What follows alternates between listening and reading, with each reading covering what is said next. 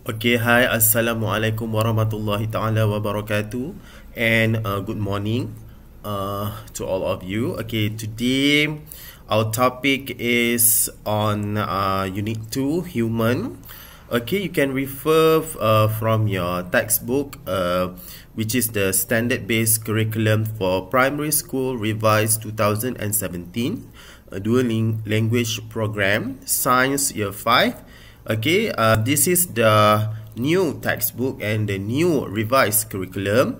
So I hope you receive your correct textbook. Okay, now.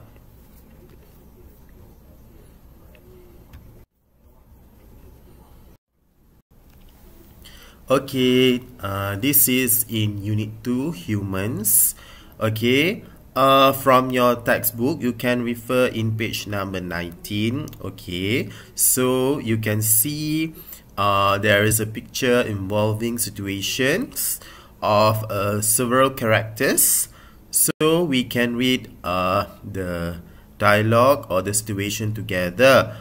Ataupun kita boleh lihat di muka surat 19 buku teks kamu, di unit 2 tajuk manusia atau humans.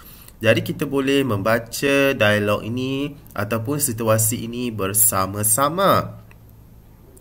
Chan and his friends are playing in their neighborhood. Haha, you can get away from me. Suddenly, Chan tripped over a large tree root. Ouch, that hurts. So, when the accident happened, his mother brought Chan to the hospital. And the doctor tell them, "Don't worry, madam. The X-ray scan of your son's leg does not show any injury."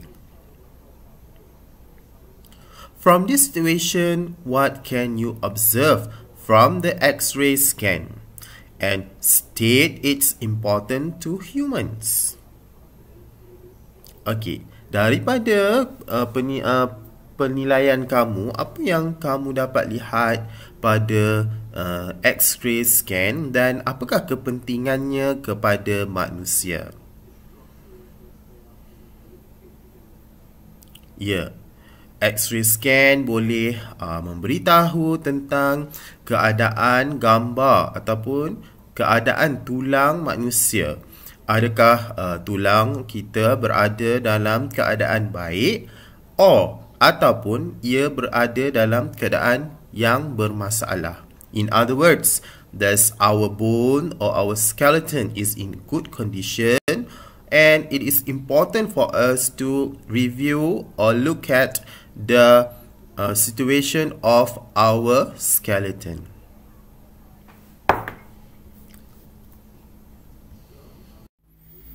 Okay, actually our topic today is the human skeletal system and its functions, ataupun sistem rangka manusia dan fungsi-fungsinya.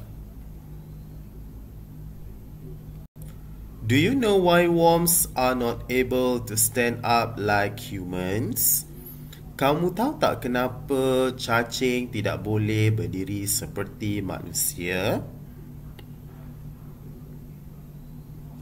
This is because worms do not have bones like humans. Iaitu, cacing tidak mempunyai tulang seperti manusia. Bones in the human body make up a system called the human skeletal system. Ataupun tulang di dalam tubuh manusia membentuk satu sistem dipanggil sebagai sistem rangka manusia. Without a skeletal system, you may just have to read and wriggle to move like me. Cacing berkata jika tidak mempunyai sistem rangka, jadi kita tidak boleh bergerak dengan bebas dan mungkin hanya bergerak seperti seekor cacing. The human skeletal system is made up of bones in the body. How does the main skeletal system function? Sistem rangka manusia dibentuk oleh tulang di dalam tubuh dan bagaimana fungsi-fungsi sistem rangka manusia ini?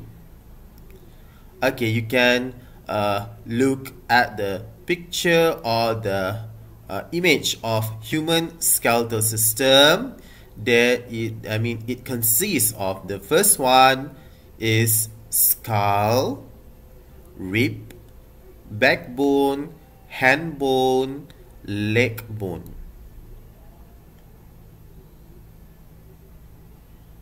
So, what are the functions for all of this main skeletal system?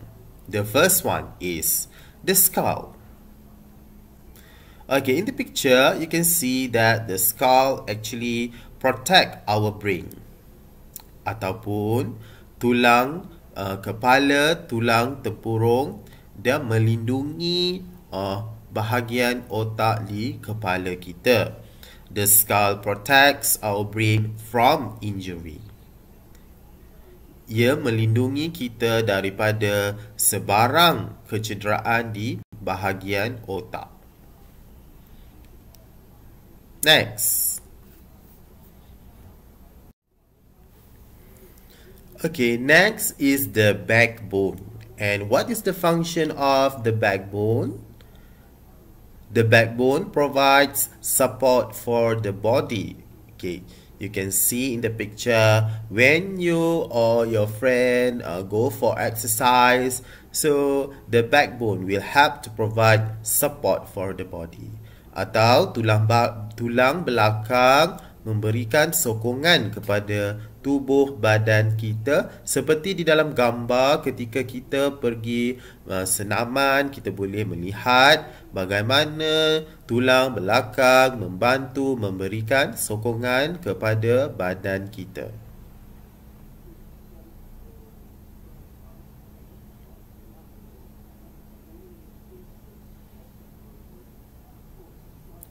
Next is the ribs.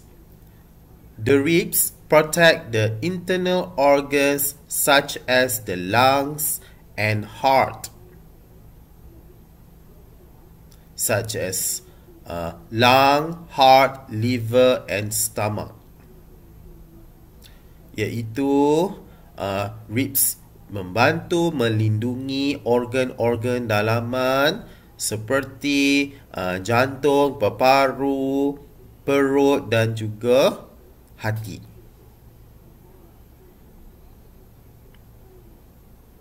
Hand bone and leg bone. The bones of the hands and legs provide support and movement, iaitu tulang tangan dan tulang kaki memberi sokongan dan juga untuk pergerakan. Supports the body, allows the body to move. Contoh, kita ingin berjalan, bergerak, memegang. Ini adalah fungsi-fungsi hand bone and leg bone, iaitu membantu dalam pergerakan manusia.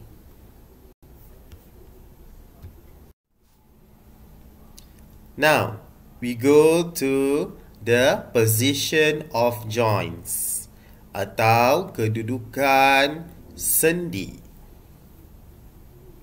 Ravi observes a human skeleton model.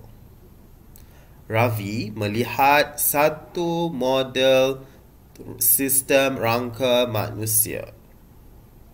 And he asks, Miss Hawa, how do the skeletal bones connect to each other? Miss Hawa, bagaimana sistem rangka manusia berhubung di antara satu sama lain? Our bones connect or meet at the joints. For example, the two bones of the knee meet at the knee joint. Tulang kita berhubung di antara satu sama lain pada sendi.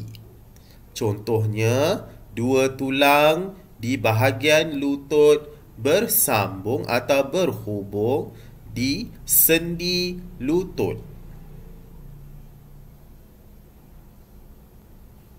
A joint is a place where two or more bones are joined together. Let us observe the positions of the joints that are found in the figure of a human skeleton below.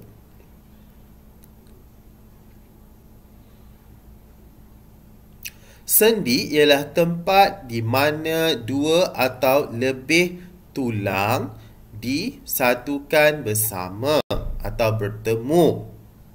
Mari kita lihat bagaimanakah kedudukan sendi-sendi tersebut di dalam gambar rajah di bawah. Position of the joints in human body. Based on the figure of the human skeleton, name and show position of joints in your body.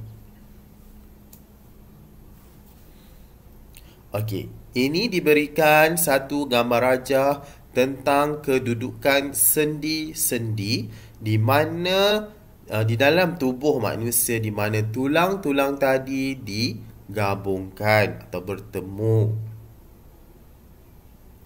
Okey, kita lihat ya. Okay, this is the positions of joints in the human body. The first one is joint at the neck, joint at the backbone, joint at the hip bone, joint at the ankle, joint at the knee, joint at wrist, joint at the elbow, and lastly, joint at the shoulder.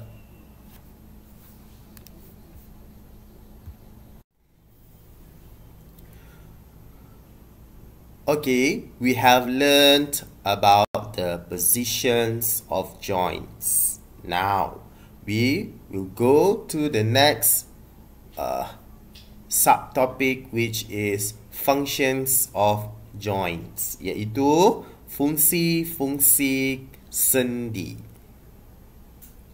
The joints that are found in the human body have specific functions. Why do we need joints to connect two bones together? Understand the following situation, iaitu sendi-sendi di dalam tubuh kita mempunyai fungsi-fungsi yang spesifik. Mengapa kita memerlukan sendi untuk menghubungkan dua tulang bersama? Why can't I bend my arm? Take a look at Ravi's arm that is covered with bandage. Is Ravi able to bend his arm? Ravi cannot bend his arm that is covered with bandage because his bones are prevented from moving. Ravi's arm that cannot be bent is an example of a situation if humans have no joints.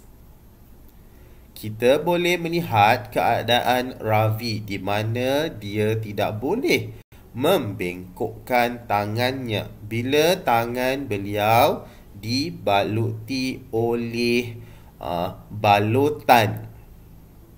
Ini menunjukkan satu contoh situasi di mana jika manusia tidak mempunyai sendi, tangan tidak boleh dibengkokkan. Observe the athlete, dancer and skateboarder below. How do they move their parts of the body easily to make specific movements? Kita boleh melihat penari, atlet dan juga pemain skateboard di bawah. Bagaimana mereka menggunakan anggota tubuh untuk menghasilkan sesuatu pergerakan yang spesifik. Contohnya, seperti atlet bermain bola di padang dan penari di lantai tarian. Pergerakan ini adalah sangat berbeza. Very different. So, they produce the movement differently. Joints allow movement and flexibility of the body. Sendi membolehkan kita mengawal pergerakan kita secara fleksibel mengikut aktiviti yang ingin kita lakukan.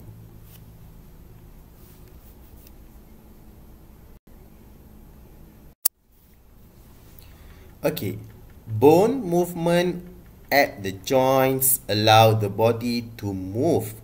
Different joints enable different bone movements, iaitu pergerakan tulang di sendi yang berbeza membolehkan tubuh bergerak secara berbeza, iaitu sendi yang berlainan membolehkan pergerakan tulang yang berbeza. The joint at the neck makes turning and rotation at the head possible. The joints at the shoulders, hands and backbone make movements of the upper body possible. Pergerakan yang iaitu pergerakan di leher, memusingkan kepala dan juga pergerakan bahu, tangan dan tulang belakang yang membolehkan pergerakan di bahagian atas berlaku. The joints at the shoulders allow the arms to move back and forth to the sides or to make rotations.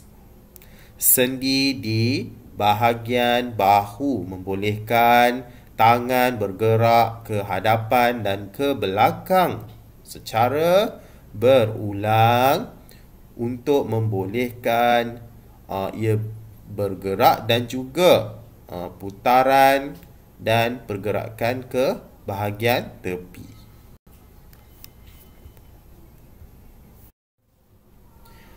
The joints at the knees and hips allow the legs to bend and straighten, which means that the joints ataupun sendi di bahagian lutut dan pinggang membolehkan kaki untuk diluruskan atau dibengkokkan.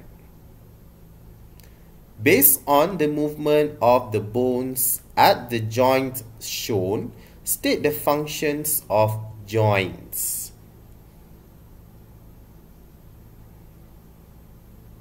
The importance of human skeletal system.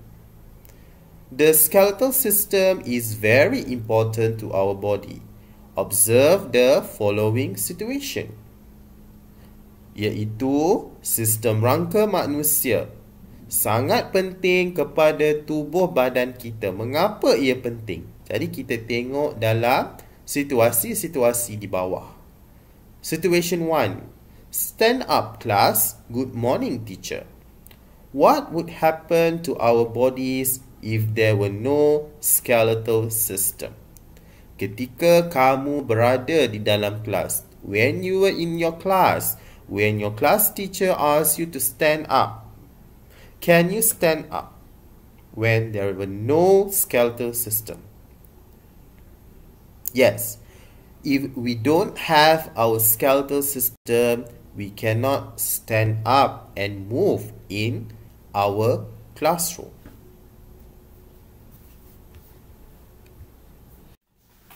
Situation 2. What would happen if humans did not have skeletal system?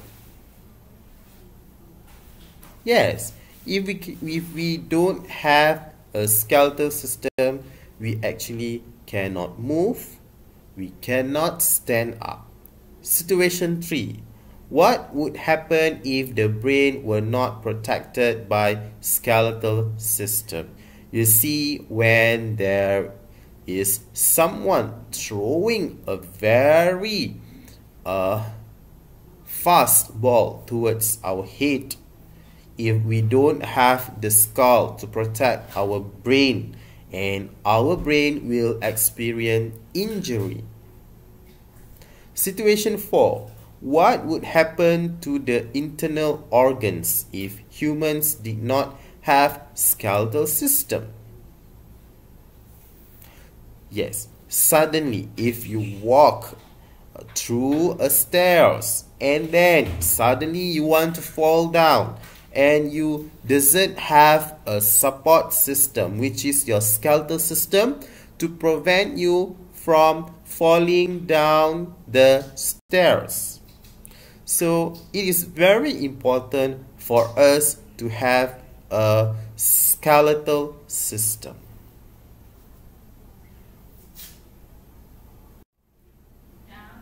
Now, our fun activity today is, I want you to create a human skeletal model. What are the apparatus and materials needed? You have, maybe you have your computer and internet access, printer, scissors, modeling clay, manila card, adhesive tape, and adhesive notepad. Step number 1.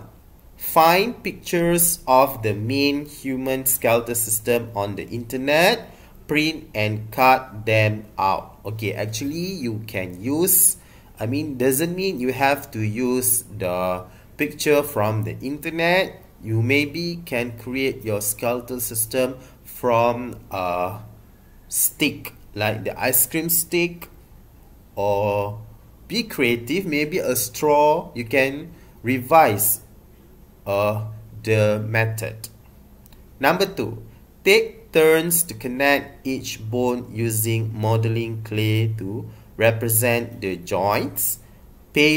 Number 3, paste the pictures of the main human skeleton on the manila card. Then label the function of each main skeleton with the adhesive notepads, and the group leader will present the work. The group members will move to see the work of other group. As we all know, we are in a pandemic COVID-19 situation, so I want you to do this individually, and you can hand in your work through the WhatsApp application personally to me, and you can do your project. Use your own creativity. Kamu boleh gunakan kreativiti kamu untuk menghasilkan model sistem rangka manusia menggunakan lidi, batang lidi, aiskrim, ataupun terpulang kepada kamu, ya. Dan kamu labelkan bahagian-bahagian tulang dan juga joints yang terlibat, yang telah kita belajar sebentar tadi. And question A, you need to do this and paste this work inside your science notebook, which is the long book. After you finish, you paste, you must copy this fun activity first, and then you paste your skeleton model, and then you answer the question A. Explain the function of all the main human skeleton. And then B, state the function of joints in the human skeletal system. You answer these two questions. Okay, I repeat. First, you need to copy down this fun activity, the topic, the apparatus, the steps needed, and then after that, after you had copied all the steps and the apparatus, you paste your human skeletal system that you had done. Maybe you have done using your project, you had done using ice cream stick, straw, and so on, or you print out the picture, and then after that you answer the question A and question B. And that's all from me for today. Thank you, class.